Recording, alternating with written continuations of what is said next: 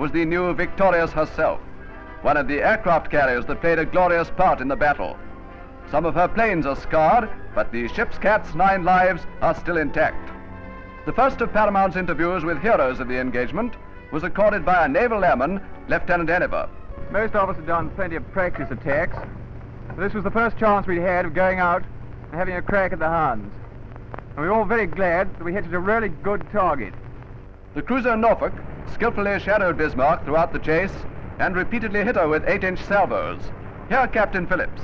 We in the Norfolk were very glad and very proud to be in the fray from start to finish, the only ship in the fleet to have done so. And further, that we were able to take a hand in her final destruction.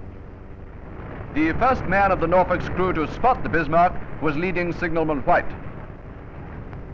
I sighted her on the port bow, and she immediately loosed off at us. My feelings were pretty mixed for a few seconds until I saw the bricks drop about 40 or 50 yards away from the ship's side. And I realized then that although we'd been Bismarck, we were quite unmarked. The long, low Rodney played a big part in ending Bismarck's career. Back in port, her sailors were busy hauling the giant 16-inch armor piercers aboard, replacing the ones she had fired. What chance had the poor Bismarck's crew with no Anderson shelter either? Blistered paint shows that Rodney's guns got pretty hot. One of the ship's ratings describes the action that raised the temperature. We was thumping salvo after salvo into her. You could see them hit. By the time we finished, we left her burning from stem to stern. One of her mags must have blown up, and she was sinking. So, without losing any time, the name Bismarck is added to the battle honors won by ships which have borne the honored name Rodney. The cruiser Dorsetshire gave Bismarck the coup de grace.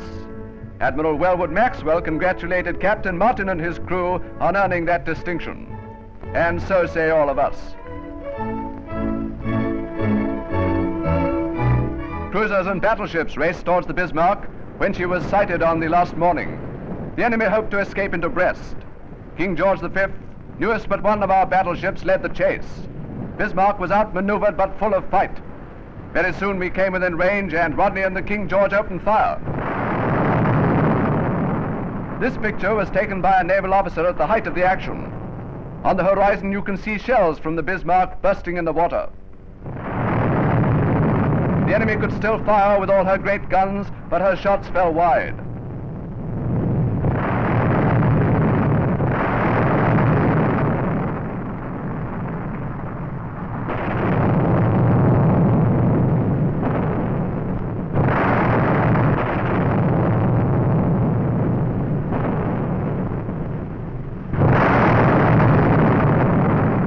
The last of these actual pictures of the battle shows the Bismarck a smoking ruin.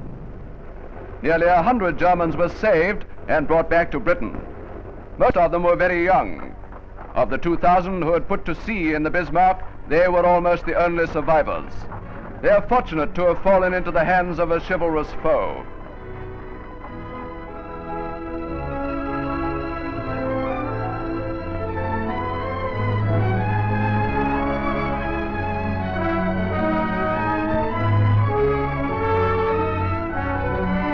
To Rodney came the First Lord to convey the Admiralty's congratulations. Mr. Alexander posed between Captain Hamilton and the commander. At the First Lord's request, the assembled ship's company heard that the Admiralty and the whole nation are proud of what they did. The destruction of the Bismarck, that great and powerful ship, had to be accomplished to be true to the traditions of the British Royal Navy, because in the Navy, I know officers and men know how to avenge the loss of those who are comrades and many of whom have been shipmates. 3 cheers for the First Lord of the Admiralty. Hip, hip, hip, hooray! Hip, hip, hip, hooray! Hip, hip, hip, hooray! And that tiger, hip, hip, hip, hooray!